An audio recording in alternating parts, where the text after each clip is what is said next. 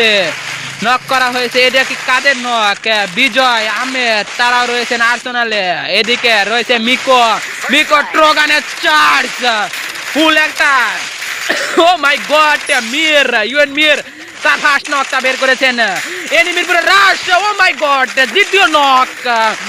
1v3 class কি হবে এই মুহূর্তে? টোটালি একটা টিমকে ওয়াইপ আউট করে দিতে পারে। ও মাই শট, M79 স্নাইপার ভার্সেস, ও মাই গড, টোটালি 1 ভার্সেস 3 ক্লাস।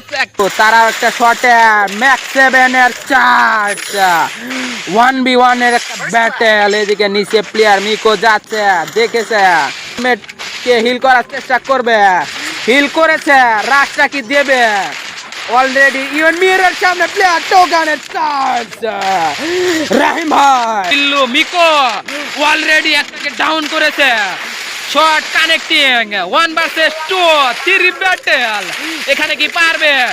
ও মাই গড, টোগানের চার্জ মিকি স্পট করছে, সে পালাচ্ছে, কিন্তু কি পালাতে দেবে? মিকো ট্রোগানের কি চার্জ?